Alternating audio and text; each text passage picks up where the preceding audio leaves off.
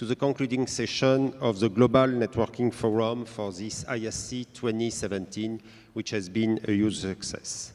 In particular, I want to thank Premier Wazaril, Minister Hamilton Smith, and Lord Mayor Hayes for their support and presence. Now, let me please introduce our distinguished speaker for today. Elon Musk is founder, CEO, and lead designer of SpaceX. Elon founded SpaceX in 2002 with the goal of revolutionizing space technology and ultimately enabling humans to become a multiplanetary species. Today, he will provide an update on those plans first shared at ISC 2016 in Guadalajara last year.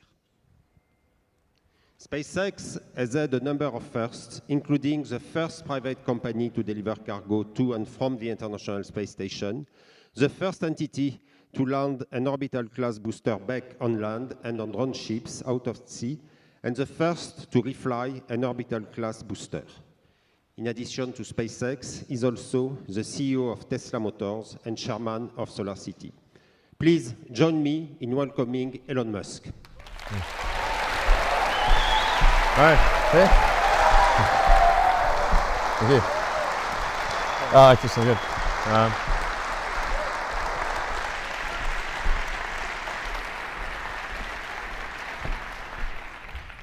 right. So, welcome everyone. And I'm going to talk more about what it takes to become a multi-planet species. And just a brief refresher on why this is important. I think fundamentally, the future is vastly more exciting and interesting if we're a spacefaring civilization and a multi-planet species than if we're not. You want to be inspired by things. You want to wake up in the morning and think the future is going to be great. And that's what being a spacefaring civilization is all about. It's about believing in the future and thinking that the future will be better than the past. And I can't think of anything more exciting than going out there and being among the stars. That's why. So let me go into more detail on becoming multi-planet species. This is the updated design for we're sort of searching for the right name, but the code name at least is BFR.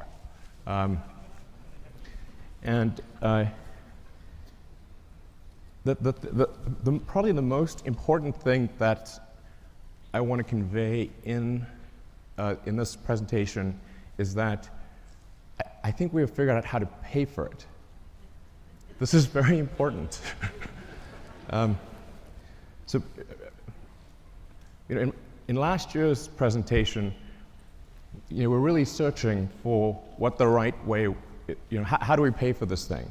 We went through various ideas, Kickstarter, collecting underpants. These didn't pan out.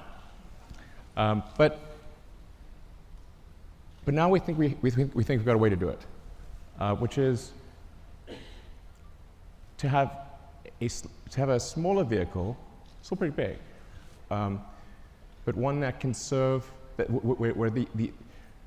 one that can do everything that's needed in the greater Earth orbit activity. So essentially, we want to make our current vehicles redundant. We want to have one system, one booster and ship that replaces Falcon 9, Falcon Heavy, and Dragon. So if we can do that, then all the resources that are used for Falcon 9, Heavy, and Dragon can be applied to this system. So that's really fundamental. So let's see, what progress have we made in this direction? So last time you saw the giant tank, that's actually a 12-meter tank. And you can see the relative scale of it. It's 1,000 cubic meters of volume inside. That's actually more pressurized volume than an A380, just to put that into perspective. We developed a new carbon fiber matrix that's much stronger and more capable at cryo than anything before. And it holds 1,200 tons of liquid oxygen. So we tested it. So we successfully tested it up to its design pressure. and then went a little further. So we wanted to see where it would break, and we found out where it would break. It shot about 300 feet into the air and landed in the ocean. We fished it out, and but we've now got a pretty good sense of what it takes to create a huge carbon fiber tank that can hold cryogenic liquid. That's actually extremely important for making a light spaceship. The next key element is on the engine side. We have to have an extremely efficient engine. So the Raptor engine will be the highest thrust-to-weight engine, we believe, of any engine of any kind ever made. We already have now 1,200 seconds of firing across 42 main engine tests. We fired it for 100 seconds. It could fire for much longer than 100 seconds. That's just the size of the test tanks. And then the duration of the firing you're seeing right now is about 40 seconds, which is the length of the firing for landing on Mars. The test engine currently operates at 200 atmospheres, or 200 bar. The flight engine will be at 250 bar, and then we believe over time we could probably get that to a little over 300 bar. The next key element is propulsive landing. So in order to land on places like the moon, where there is no atmosphere, and certainly no runways, or to land on Mars, where the atmosphere is too thin to land, even if there were runways, to land with a wing, you really have to get propulsive landing perfect. So that's what we've been practicing with Falcon 9. So this is just a series of landing videos. I think these are quite mesmerizing. But we now have 16 successful landings in a row. And that's with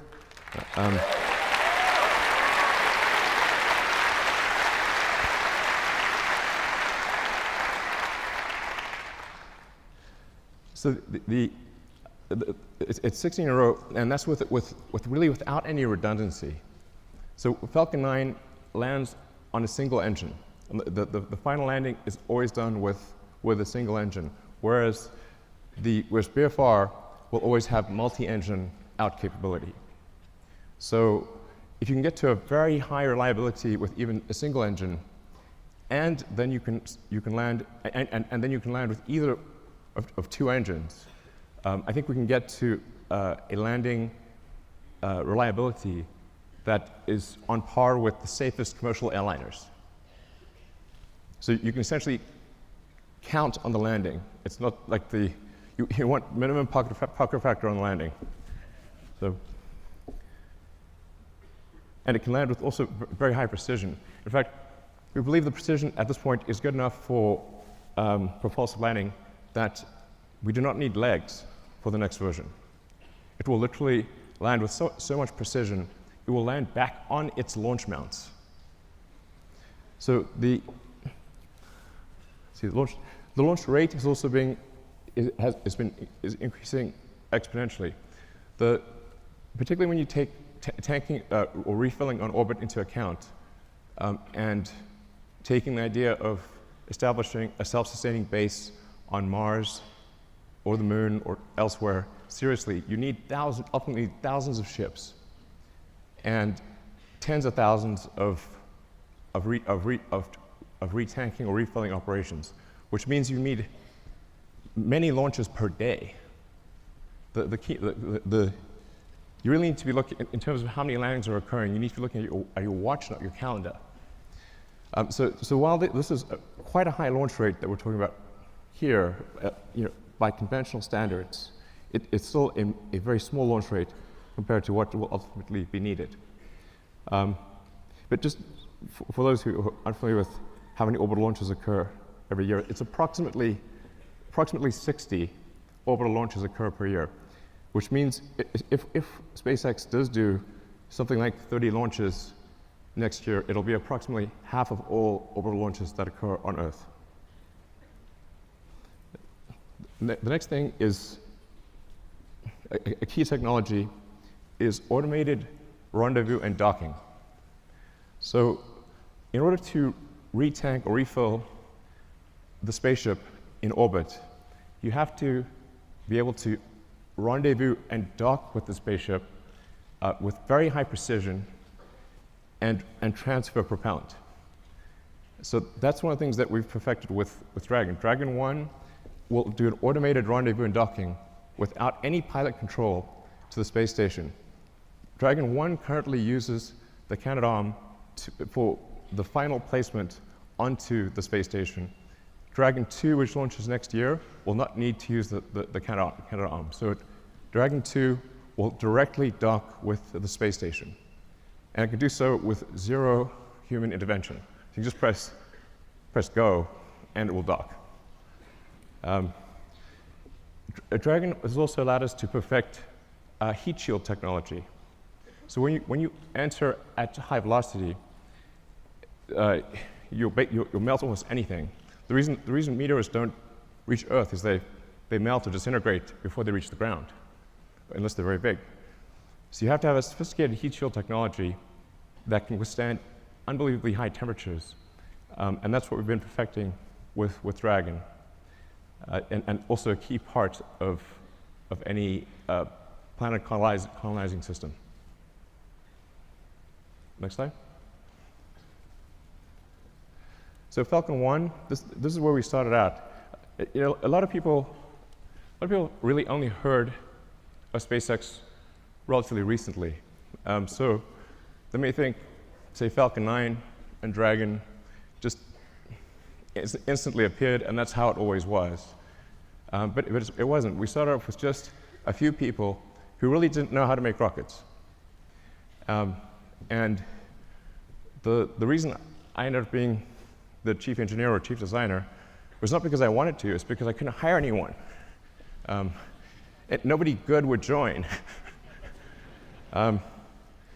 So ended up being that by default. And I messed up the first three launches. The first three launches failed. Unfortunately, the fourth launch, which was that was the last money that we had for Falcon 1, the fourth launch worked, or that would have been it for SpaceX. But fate liked us that day. So the fourth launch worked. And it's interesting, today is the 9th anniversary of that launch. So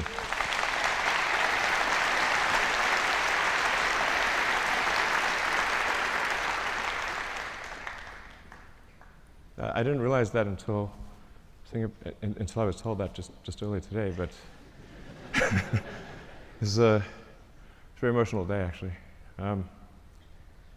But Falcon 1 was quite a small rocket. When we were doing Falcon 1, we were really trying to figure out what is the smallest useful payload that we could get to orbit. And I thought, okay, something around half a ton to orbit would be able to launch, that can launch a decent-sized small satellite to low Earth orbit, and that's why we sized Falcon 1.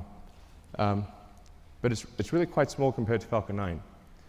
So Falcon 9, particularly when you factor in payload, Falcon 9 is many times more, it's sort of on the order of 30 times more payload than Falcon 1.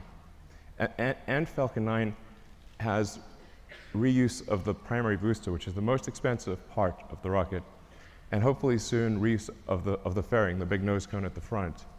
So we think we can probably get to something like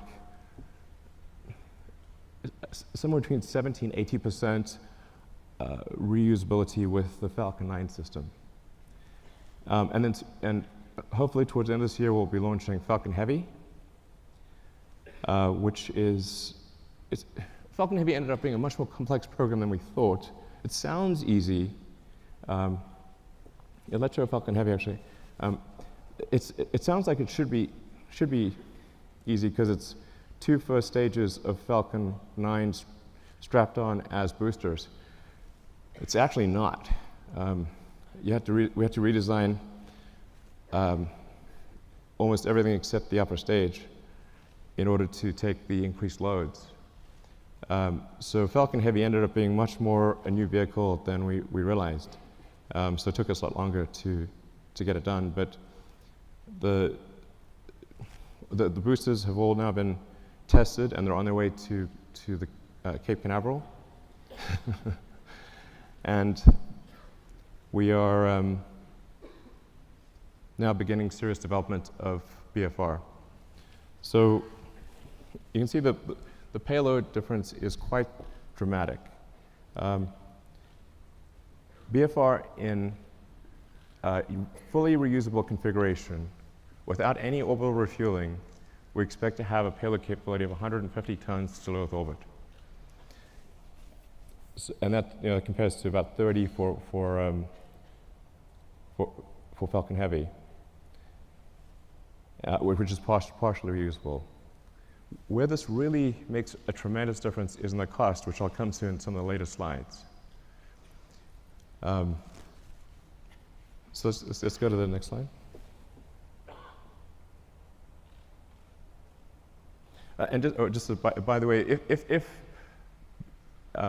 so with BFR,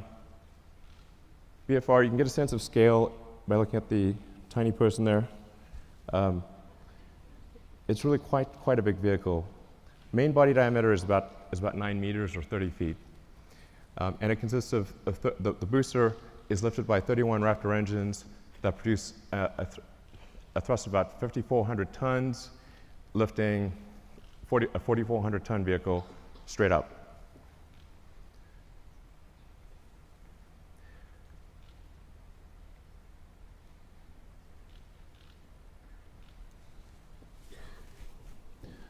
So then, just the basics about the ship: 48-meter length. Dry mass we're expecting to be about 85 tons. Technically, our design says 75 tons, but inevitably there's mass growth. And that ship will contain 1,100 tons propellant with a design of an ascent design of 150 tons and a return mass of 50. So you can think of this as essentially combining the upper stage of the rocket with Dragon. It's like your Falcon 9 upper stage and Dragon were combined. So I'll go into each of these items in detail, but you've got obviously the engine section in the rear, the propellant tanks in the middle, and then a large payload bay in the front. And that payload bay is actually 8 stories tall. In fact, you can fit a whole stack of Falcon 1 rockets in the payload bay. Compared to the design I showed last time, you'll see that there is a small delta wing at the back of the rocket.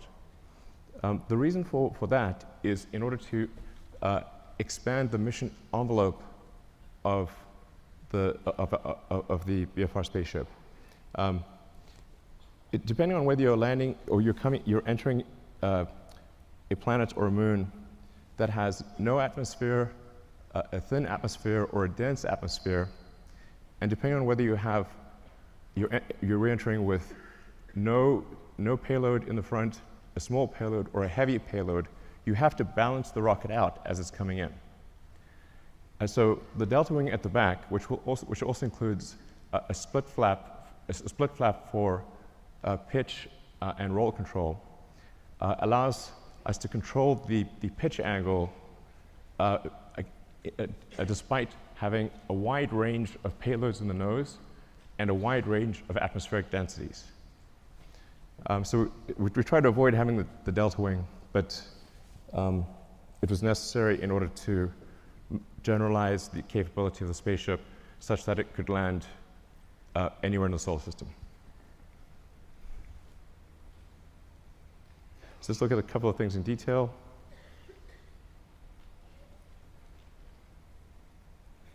So the cargo area has a pressurized volume of 825 cubic meters.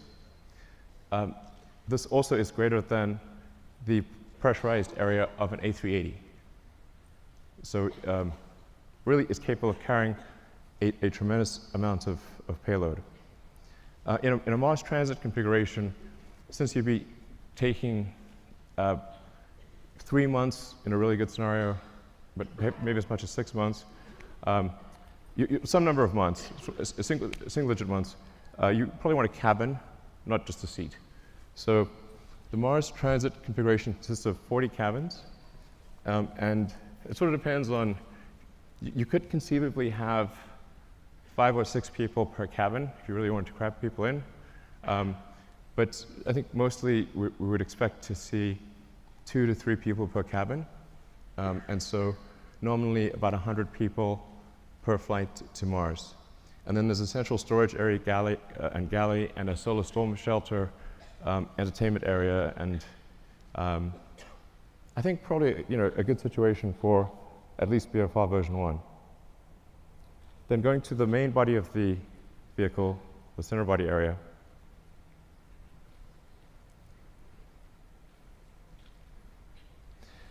This is where the propellant is located.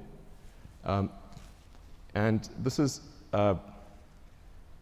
subcooled methane and oxygen. So as you chill the methane and oxygen below its liquid point, you get a fairly meaningful density increase. You get on the order of 10 to 12% density increase, which makes quite a big difference for the propellant load. So we're expecting it to carry 240 tons of CH4 and 860 tons of oxygen. In the fuel tank are header tanks. So when you come in for a landing, your orientation may change quite significantly, so you can't have the propellant just slushing around all over in the main tanks. You have to have the header tanks that can feed the main engines with precision. So that's what you see immersed in the fuel tank. Then the engine section.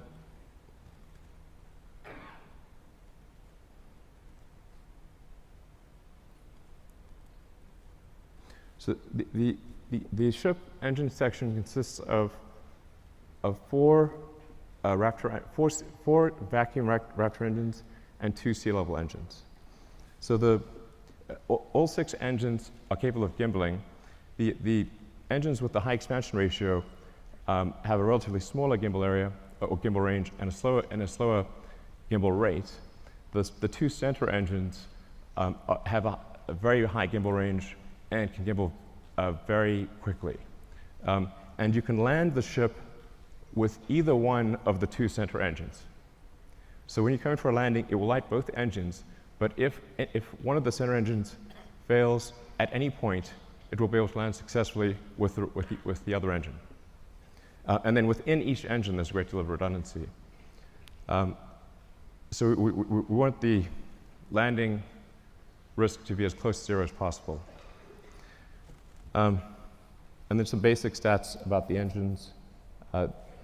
The sea-level engines are about a 330 ISP at sea level. The upper stage engine is 375. Now, this is version 1. So I think over time, there's potential to increase that specific impulse by 5 to 10 seconds. And as I was mentioning, also increase the chamber pressure by 50 bar or so. And then for refilling, where you just saw, the two ships would actually mate at the rear section. They would use the same mating interface that they used to connect to the booster on liftoff. So we'd reuse that mating interface and reuse the propellant fill lines that are used when the booster is, when the ship is on the booster. And then to transfer propellant, it becomes very simple. Use control thrusters to accelerate in the direction that you want to empty. So, if you accelerate in this direction, propellant goes that way, and you transfer the propellant very easily into from the tanker to the ship. So going to rocket capability.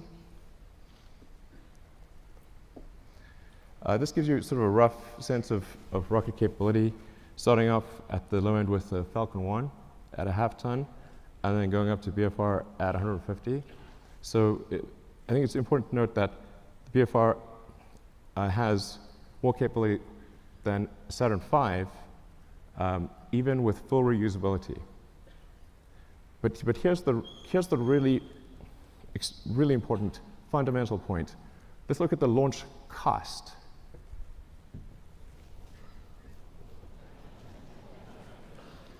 The order reverses.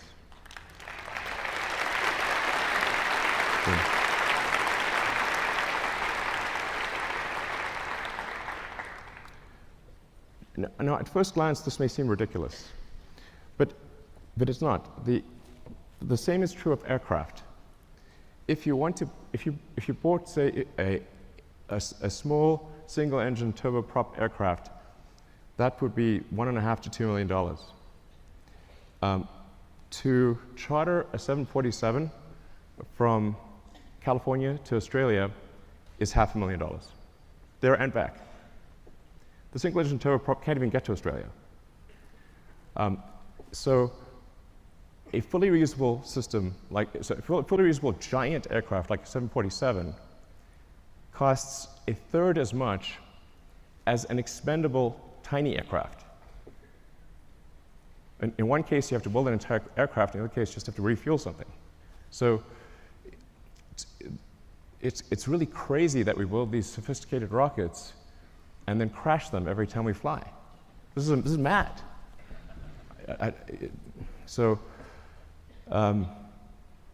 Yeah, this is I can't emphasize how profound this is and how important reusability is.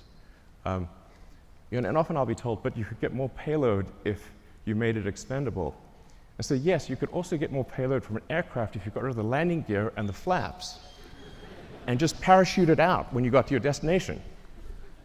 But that would be crazy, and you would sell 0 aircraft. So reusability is absolutely fundamental.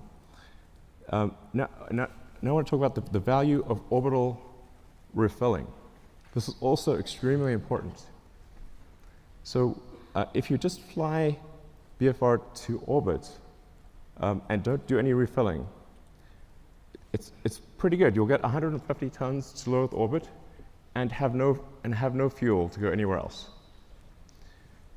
However, if you send up tankers and refill in orbit, you can refill the tanks all the way to the top and get 150 tons all the way to Mars. And if the tanker has high reuse capability, then you're just paying for the cost of propellant. And the cost of oxygen is extremely low, and the cost of methane is extremely low. So if that's all you're dealing with, the cost of refilling your spaceship on orbit is tiny, and you can get 150 tons all the way to Mars. So automated rendezvous and docking and refilling, absolutely fundamental. So then getting back to the question of how do we pay for this system, this is really, as I said, quite a profound, I wouldn't call it a breakthrough, but realization that if we can build a system that cannibalizes our own products, makes our own products redundant, then all of the resources, which are quite enormous, that are used for Falcon 9 Heavy and Dragon, can be applied to one system. Some of our customers are conservative, and they want to see BFR fly several times before they're comfortable launching on it. So what we plan to do is to build ahead and have a stock of Falcon 9 and Dragon vehicles, so that customers can be comfortable if they want to use the old rocket, the old spacecraft, they can do that, because we'll have a bunch in stock. But all of our resources will then turn towards building BFR. And we believe that we can do this with the revenue that we receive for launching satellites and for servicing the space station.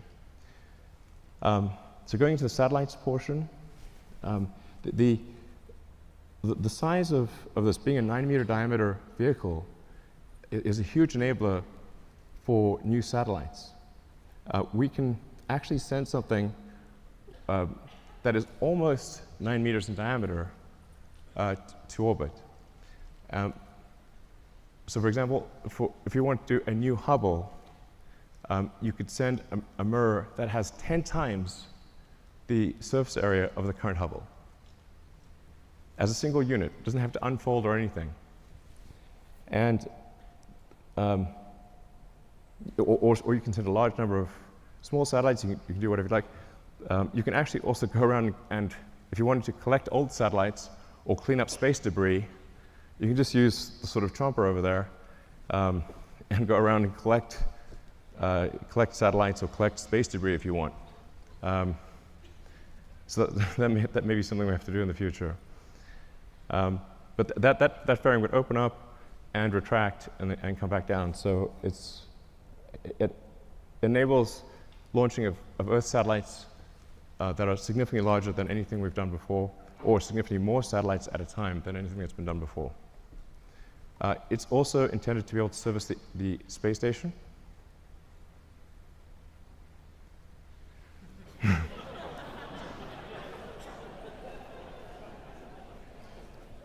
I know it looks a little big relative to the space station, but the shuttle also looked big, so it'll work. Looks a little outsized, but it'll work. So it'll be capable of doing what Dragon does today in terms of transporting cargo, and what Dragon 2 will do in terms of transporting crew and cargo. So it can do the space station servicing. It can also go obviously much further than that, like, for example, the moon. Based on the calculations we've done, we can actually do lunar surface missions with no propellant production on the surface of the moon. So if we do a high elliptic parking orbit for the ship and retank in a high elliptic orbit, we can go all the way to the moon and back with no local propellant production on the moon. So I think that would enable the creation of moon base alpha, or some sort of lunar base.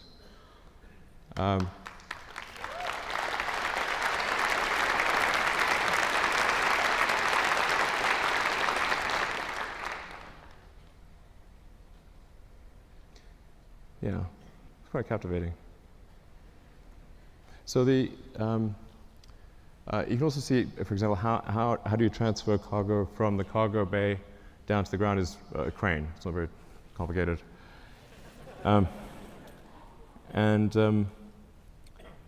Yeah, but so this will enable the creation of a lunar base. And it's 2017. I mean, we should have a lunar base by now. What the hell's going on?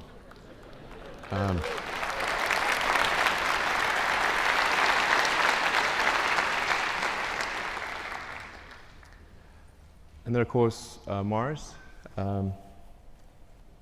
becoming a multi-planet species. Beats the hell out of being a single-planet species. So, yeah, so we'd start off by sending a mission to Mars, where it would be obviously just landing on rocky ground or dusty ground. And it's the same approach that I mentioned before, which is you send the spaceship up to orbit, you retank it or refill it until it has full tanks, and it travels to Mars, lands on Mars. For Mars, you will need local propellant production. But Mars has a CO2 atmosphere and plenty of water ice. That gives you CO2 and H2O, so you can make, therefore, CH4 and O2 using the Sabatier process, or some, probably Sabatier process. And I should mention that long term, this can also be done on Earth. So sometimes I get some sort of criticism for why are you using combustion in rockets and you have electric cars? I'm like, well, there isn't some way to make an electric rocket. I wish there was. But in the long term, you can use solar power to extract CO2 from the atmosphere, combine it with water, and produce fuel and oxygen for the rocket. So the same thing that we would do on Mars, we could do on Earth in the long term. But that's essentially what happens. Similar to the moon, you land on Mars. The tricky thing with Mars is we do need to build a propellant depot to refill the tanks and return to Earth. But because Mars has lower gravity than Earth, you do not need a booster. So you can go all the way from the surface of Mars to the surface of Earth just using the ship. Albeit you need to go to a max payload number of about 20 to 50 tons for the return journey to work. But it's a single stage all the way back to Earth. And I'll show you so this is the true physics simulation.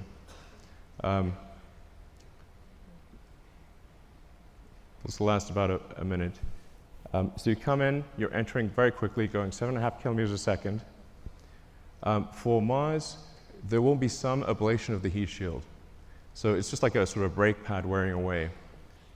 It is a multi-use heat shield, but unlike for Earth operations, it's coming in hot enough that you will see some wear of the heat shield. But because Mars has an atmosphere, albeit not a particularly dense one, you can remove almost all the energy aerodynamically. And we've proven out supersonic retropropulsion many times with Falcon 9, so we feel very comfortable about that. This is because it's sort of, you can see it's sort of a mesh system. It's not meant to be sort of particularly pretty because it's just trying to simulate the physics of it. But the size of the cone gives you a rough approximation for how much thrust the engines are producing.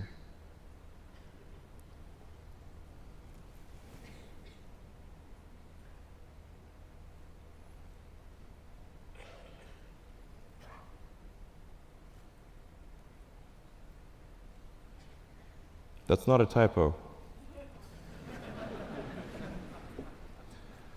Although it is aspirational.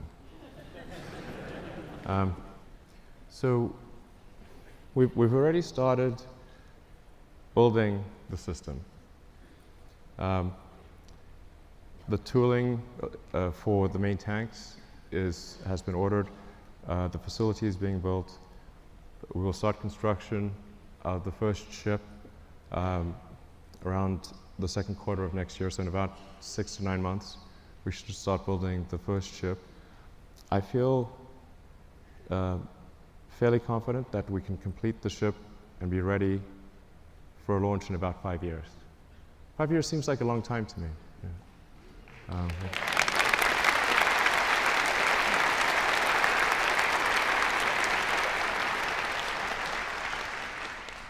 And the area under the curve of resources over that period of time should enable this time frame to be met. But if not this time frame, I think pretty soon thereafter. But that's our goal, is to try to make the 2022 Mars rendezvous. The Earth-Mars synchronization happens roughly every 2 years. So every 2 years, there's an opportunity for to fly to Mars. So then in 2024, we want to try to fly 4 ships. 2 of which would be crewed, and 2 cargo and 2 crew. The goal of these initial missions is to find the best source of water. That's for the first mission, and then the second mission, the goal is to build the propellant plant. So we should, particularly with 6 ships, there have plenty of landed mass to construct the propellant depot, which will consist of a large array of solar panels, very large array, and then everything necessary to mine and refine water, and then draw the CO2 out of the atmosphere, and then create and store deep cryo CH4 and O2. Then build up the base, starting mostly with one ship, then multiple ships, then start building out the city, then making the city bigger, even bigger.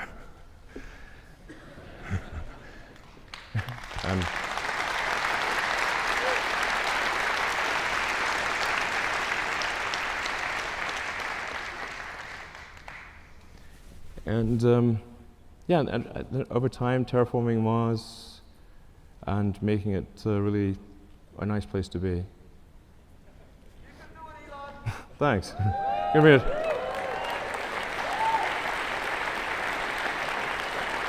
But I think that's quite a beautiful picture. And on the prior slide, it's interesting to note that on Mars, dawn and dusk are blue, and it's the sky. So the sky is blue in dawn and dusk, and red during the day. It's the opposite of Earth. And but there's something else. If you build a ship that's capable of going to Mars, what if you take that same ship and go from one place to another on Earth?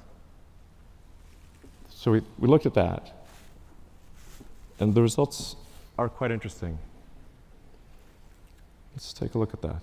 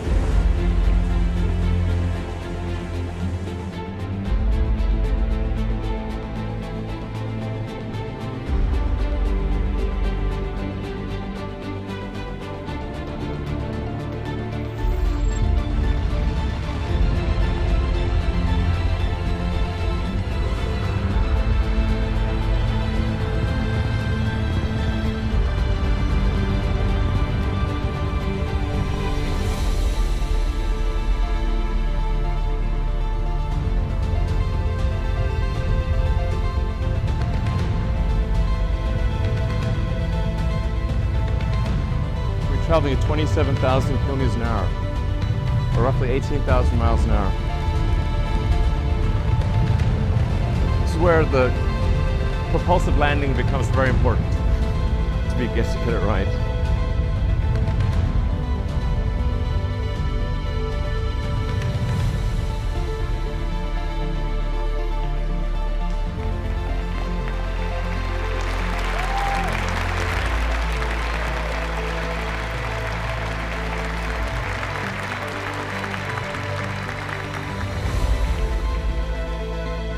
So most of what people consider to be long-distance trips would be completed in less than half an hour, which is...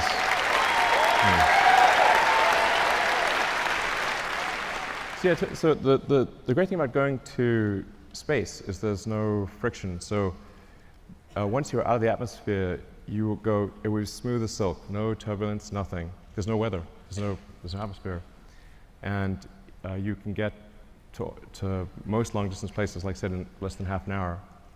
And if we're building this thing to go to the Moon and Mars, then why not go to other places on Earth as well?